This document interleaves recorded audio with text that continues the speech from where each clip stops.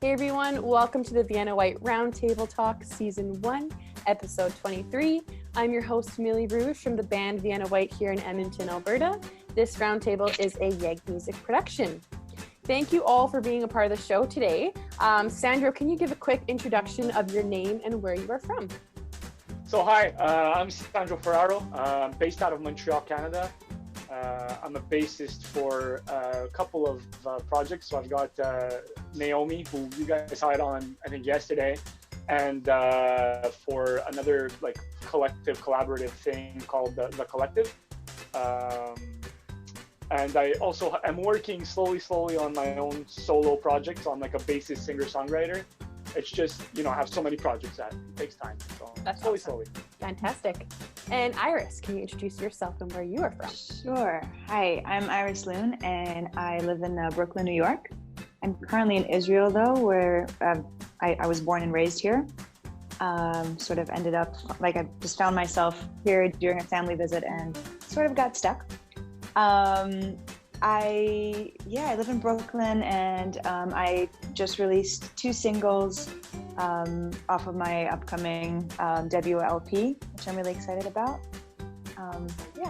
Fantastic. Well, thank you guys so much for introducing yourself to our audience. What I wanted to do very quickly before we jumped into our topic of the day is I wanted to, in about 2 minutes or less, just kind of give you guys the opportunity to both talk about your musical journeys and how you kind of got to where you are today, so our audience can kind of know a bit more about you before we talk about our other topic. So Sandro, do you kind of want to tell us how, in about 2 minutes or less, can you give us a brief description of how your musical journey came to be from when you first started to where you are now? Yeah, so I started off playing guitar, actually, as most bassists usually do. And I was in a whole bunch of bands throughout high school, stuff like that. And always played. I wasn't at a high school that had any type of music program whatsoever or anything to do with arts, actually. But I always pushed forward. Eventually, I just ended up picking up a bass at some point, and I was like, actually, this is the instrument I should be playing. This is my bread and butter. So just through that, I became a bassist, and I think just I got lucky in the last couple of years. I've been surrounded with some really talented musicians in the bands that I'm in, and I would say the last year has been really fruitful. We're doing a lot of really good shows. I've had a lot of really good opportunities for myself arise, and I started singing just out of the blue. And so I was like, all right, let's start working on a solo album. So I'm working on that slowly, and that's pretty much where I'm at. Awesome. Thank you for sharing. And Iris, how about yourself? Okay. Sorry, it sounds like a very big question. So as I mentioned, I'm from Israel, and music has always been a big part of my life. I always loved singing, and my mom told me I used to make up little songs, like improvise, when I was 2, just walking around the street, which I still do, by the way. And I usually don't notice I'm doing it.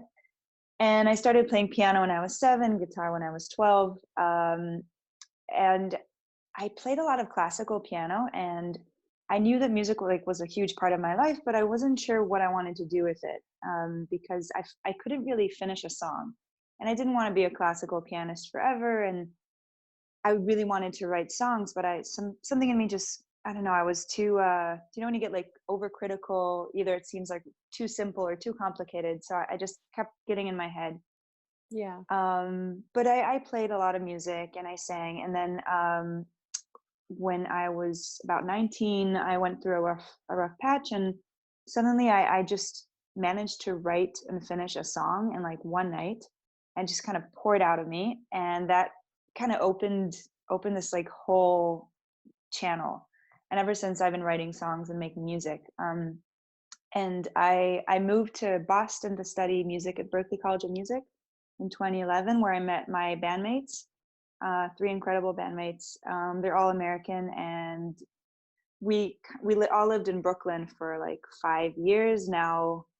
Just now, one moved to LA, one moved to Boston, but we're still making music together. And yeah, I'm really grateful. Berklee was an amazing time.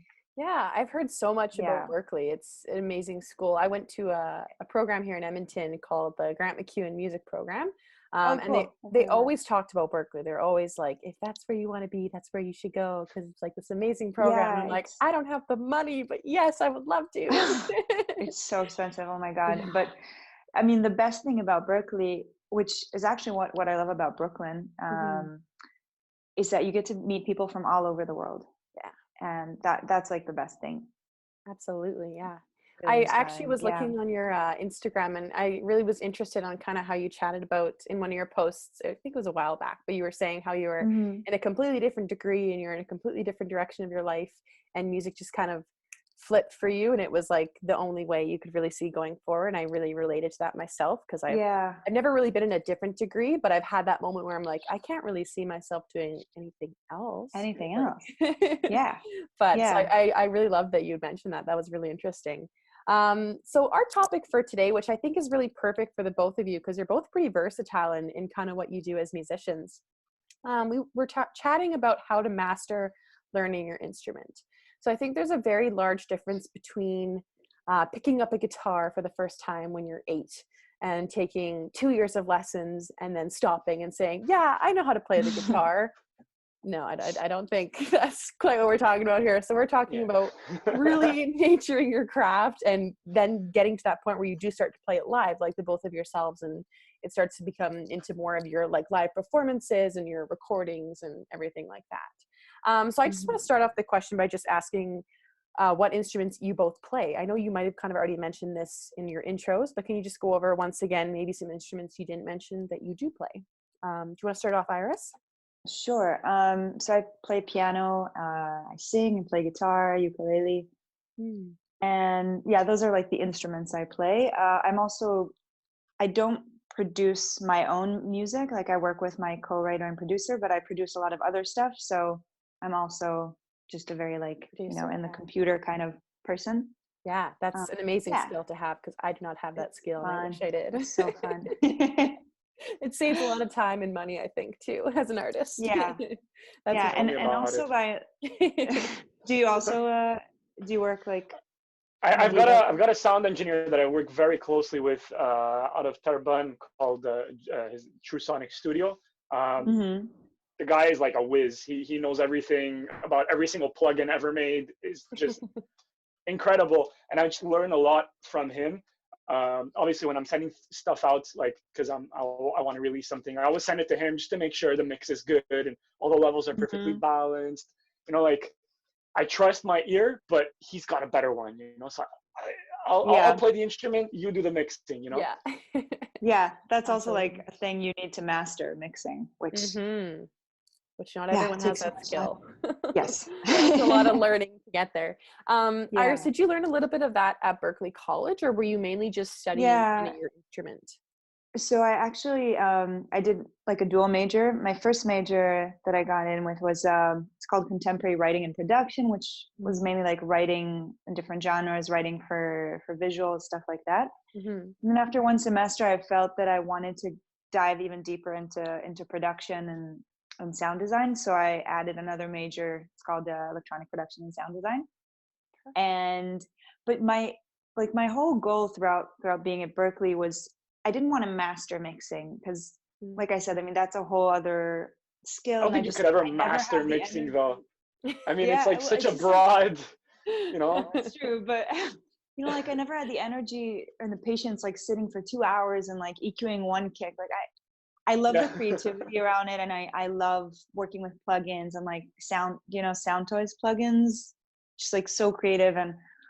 But I always wanted to reach a point where I got my mixes and my productions to like 90-95%, and then like you said, Sandro, just kind of handing it over to someone else to finish, to polish it up and like add their magic. So I feel like I am at that point, which is fun.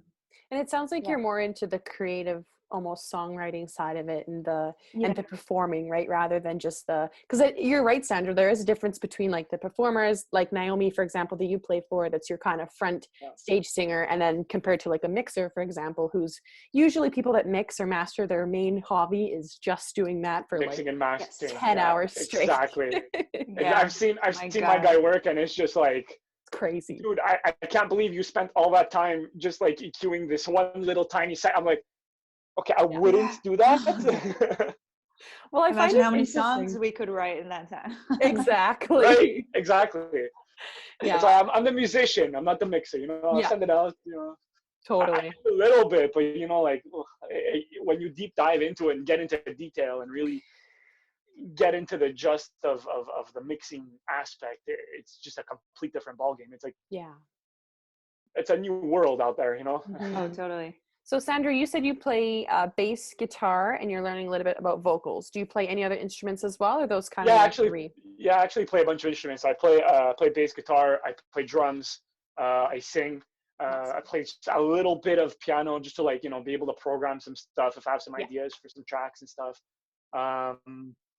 I've always had kind of like that theory that like the more instruments you learn, the better you get at your main instrument. Yeah. So like I think like for me, bass is really my bread and butter. It's really my main, what I love playing. I find there's nothing funner than slapping bass. It's just best. Do you also play Totally. upright? I don't play upright just because I don't have one, and the space required to have one, in your house is quite important. But one day I really, really, really would like to get one. It's like in my long-term goals.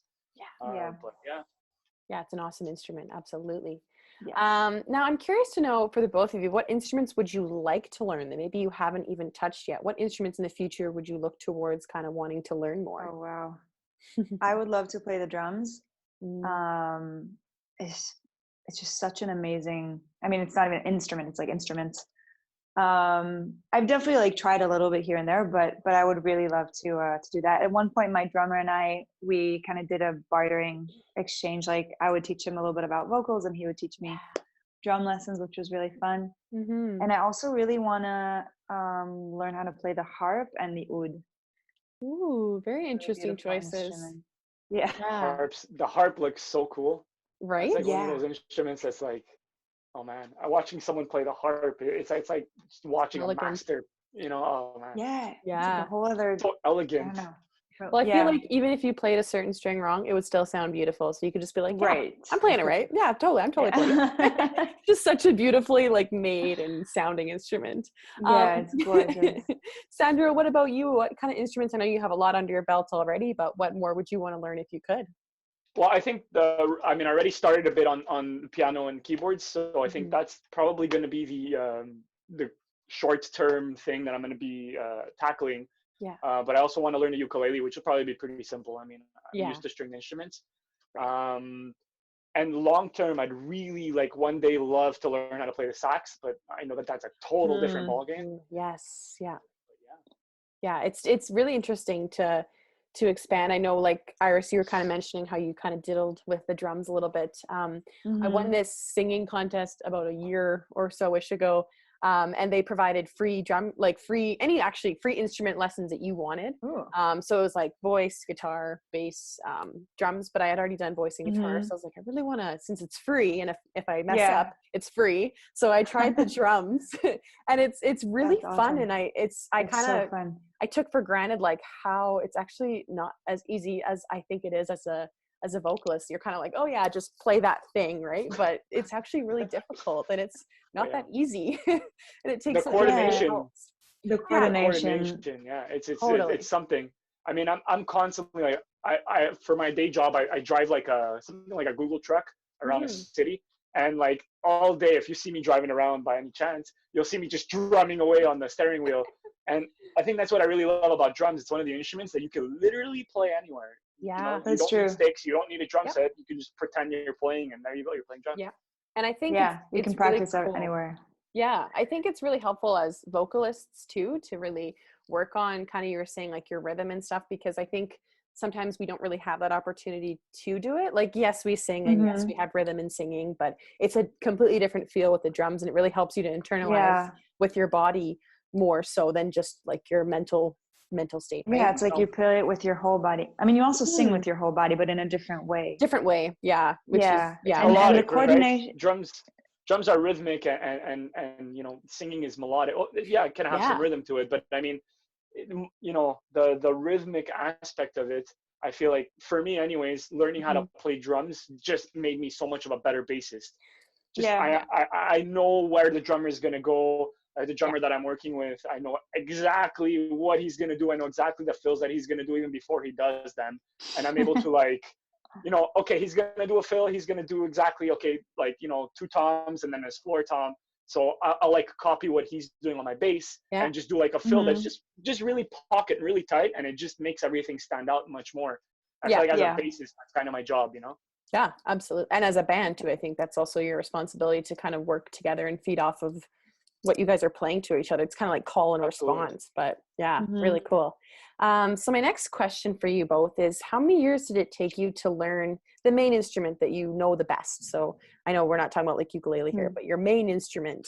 How long did it take until you were confident to start playing it live and consider it for your show performances and recording and everything like that? Did you want to start this one off, Sandro? Sure. For me I've been playing bass for about 10, 11 years, like solidly. I think the moment I had the bass in my hands, I was ready. Like I was like, let's go, let's play shows, let's do it, let's do this. I'm just like that kind of guy. Like I have a lot of energy and a lot of drive. So I think just confidence. I didn't even think like, hey, I need confidence. I was like, I just want to play. I just want to get out there. I just want to do things, which, you could say is pretty reckless, but it's just how I like to do how things. You grow. It's part of it, right? Yeah, that's how I learn. I make a bunch of mistakes, and then I'm like, okay, don't do that mistake again, and don't do that mistake again. But I think, like, personally, I've been really seriously doing gigs. I would say it's about a year that I've been doing, regular gigs. So, in reality, it took me about 9 years to get where I'm at right now as a bassist. And I've had some really, really great teachers around me, so that is a massive help. But I don't think there's a limit. I don't think anyone should say, "Oh yeah, I need to play for this many years before getting up in front of a crowd," because it doesn't mean anything. If you feel you're ready, then you're ready. Yeah, absolutely. I also think that there's like mastering the mechanics, like the technical aspect of an instrument, but then there's the whole emotional side, which like, what does it even mean to master that? I think that's harder than almost the technique. That's a more difficult thing to hone down for sure. Iris, what's kind of your main instrument that you play mostly typically for your shows? Now it's mostly vocals, but I played classical piano for years, maybe like, I think it was 10 or 12 years. And with classical, I would just like practice for hours and hours, until my neighbors just like, pounded the walls. I still have nightmares from that. But now I don't do that anymore. It's funny. I posted on Instagram like a little video clip of myself playing this piece when I was 16, and I like playing so fast there, and I can't do that anymore because I'm not practicing piano. I think at some point I felt like I needed to step away from that to kind of unmaster it a little bit.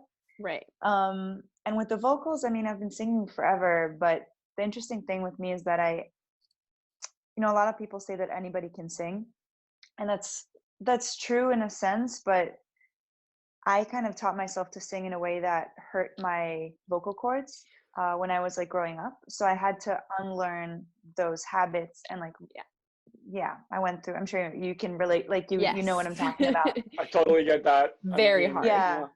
How many of us have learned something on our own, and like you end up going to someone who's like a pro and really knows what they're doing, and then you're like, oh, I was doing that all wrong. Okay. Yeah. For 10 years? Oh crap.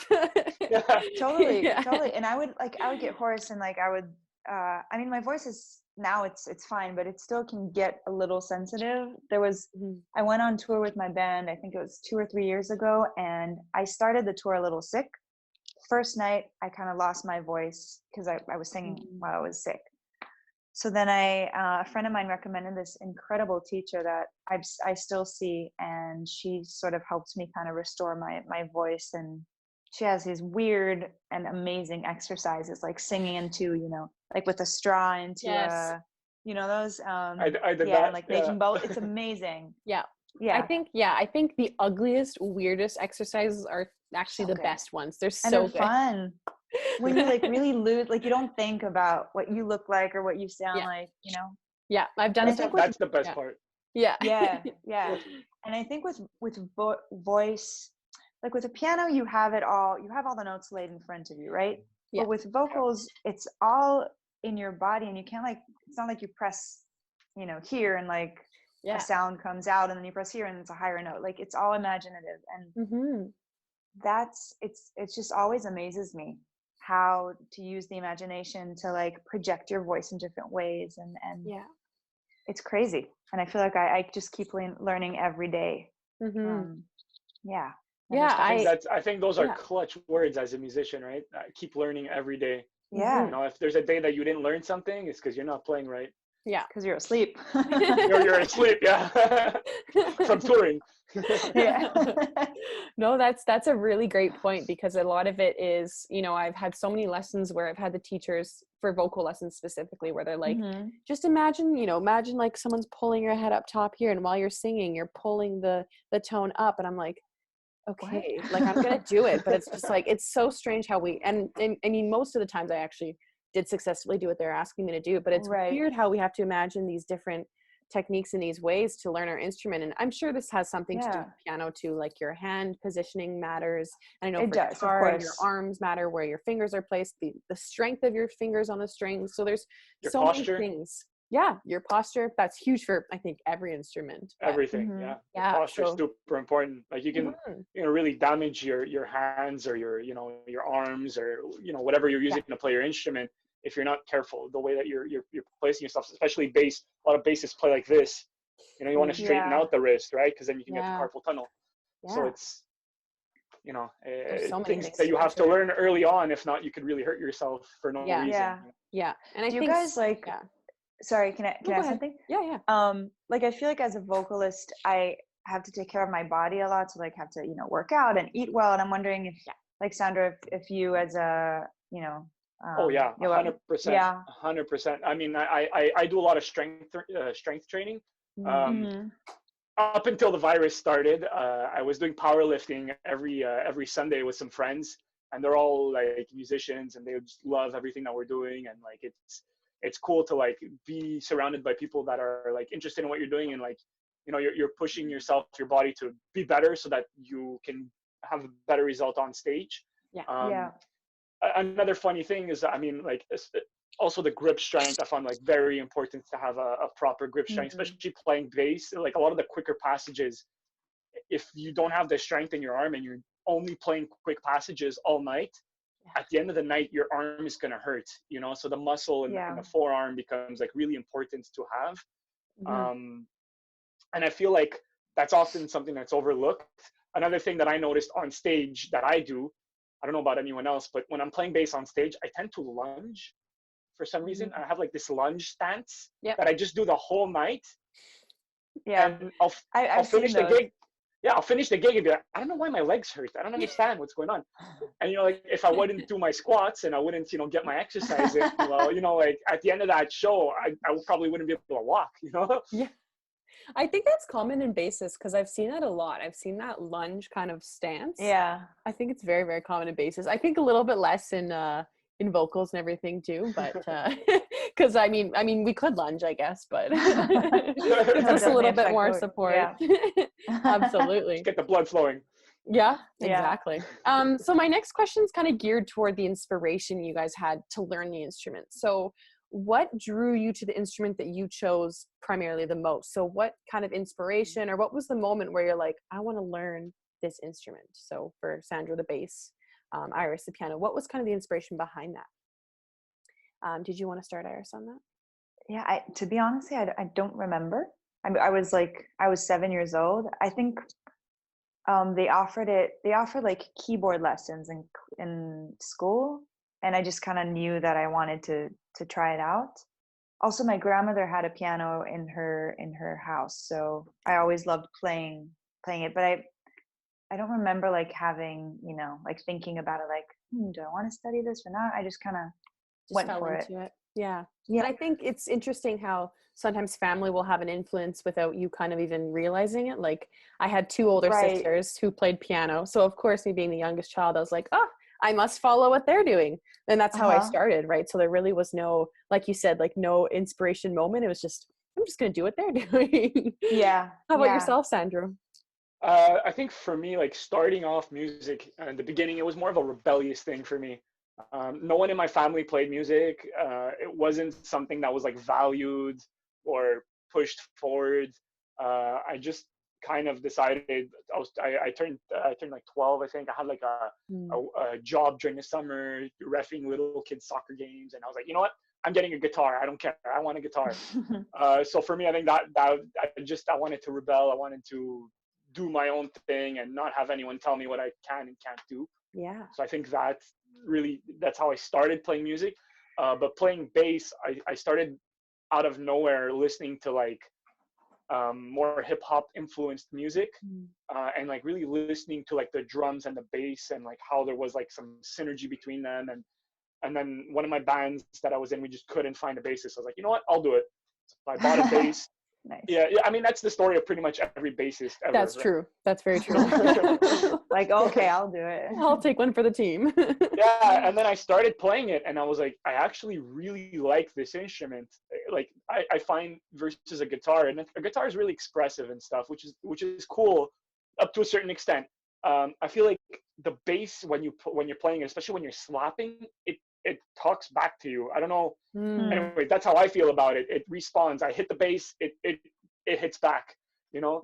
That's really so cool. I really enjoyed that about the instrument, and that's why I just really, really, really am totally in love with slap bass, just because of the way that it kind of like bounces back at you and it responds. And so I think like like a lot of the hip hop stuff that I was listening to back then really kind of guided me forward into becoming a bassist, which I am now.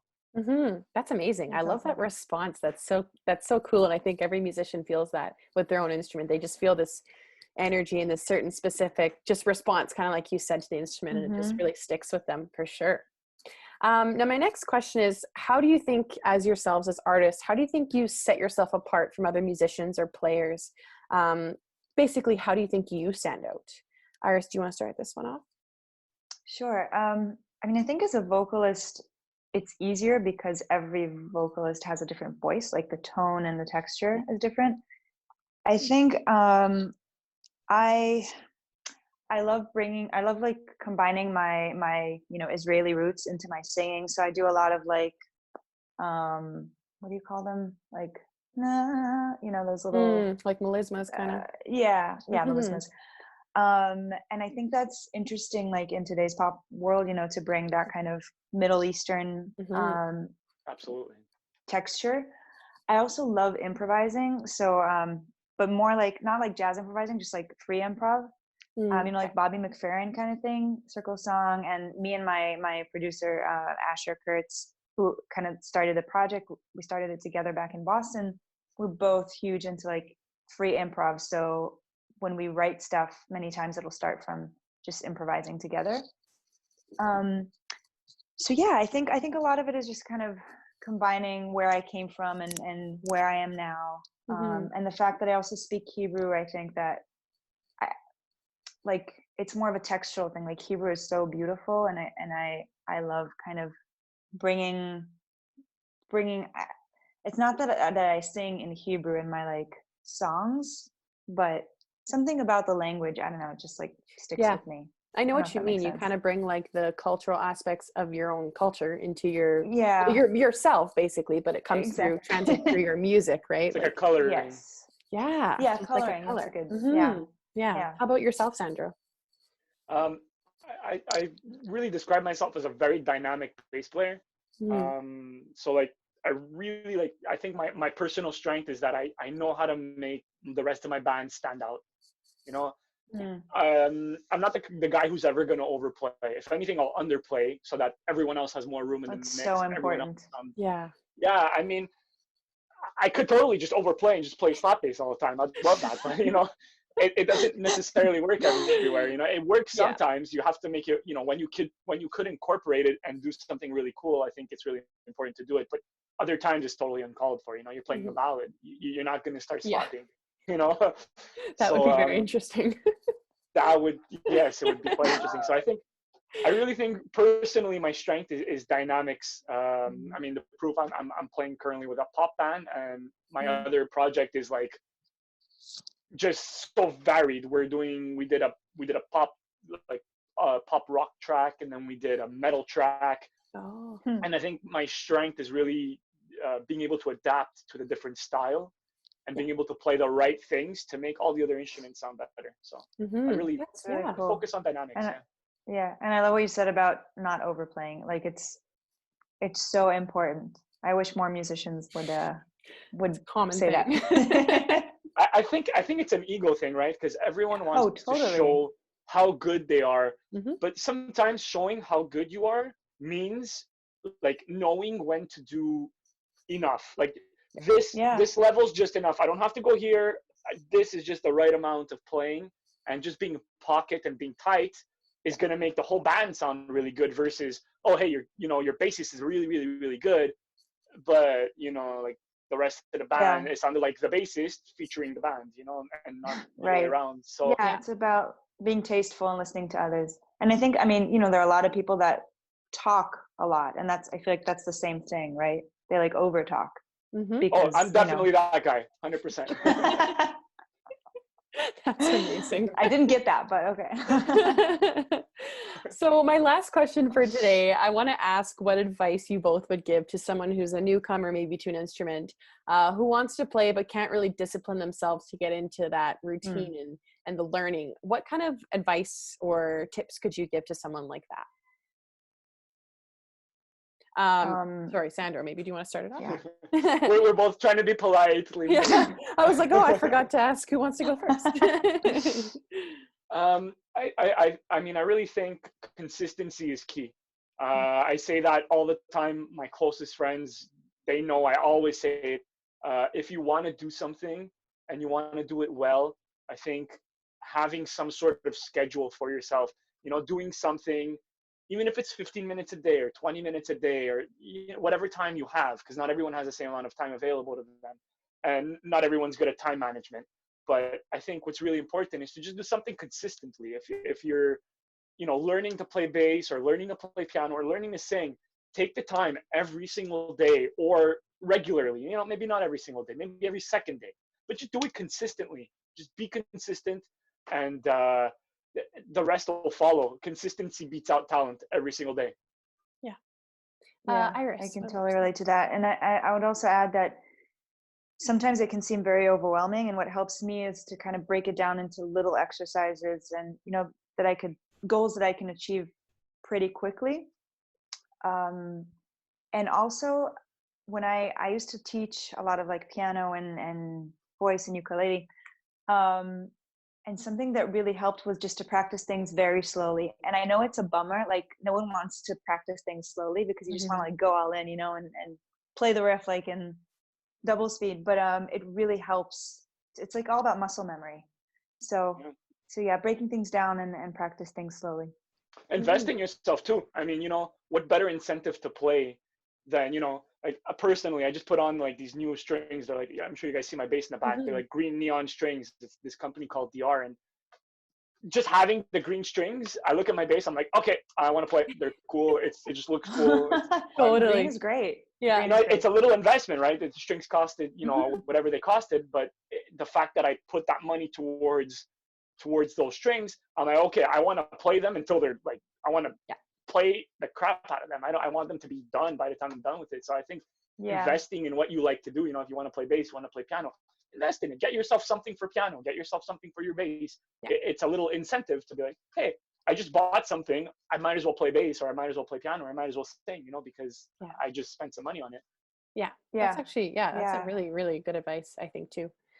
So that was our last question for the day. We're unfortunately out of time. Thank you all for being a part of the show. We're so lucky to have you guys on. Yeah, thank you. If you guys are watching this at home on YouTube, The Table Talk, make sure to like, subscribe, and hit the bell button to be notified when we have our shows go live. We post every Monday to Friday. So now before we log off, could I get you all one more time to say your names and where our audience can find you on social media? Iris, do you want to start this off? Sure. So I'm Iris Lune, and you can find me on Spotify, just Iris Lune, or on Facebook, Instagram. That's where I hang mostly. Perfect. And Sandro? So I'm Sandro Ferraro. You can find me on Instagram and Facebook under S Ferraro Music. So just S Ferraro Music. And if not, you can check out Naomi's page, who you guys had on yesterday. Yeah. It's at This Is Naomi. You can find me through her page. I'm tagging a whole bunch of photos on it. Awesome. Well, have a great day. Thank you so much, everyone. Goodbye. Thank you. Be safe.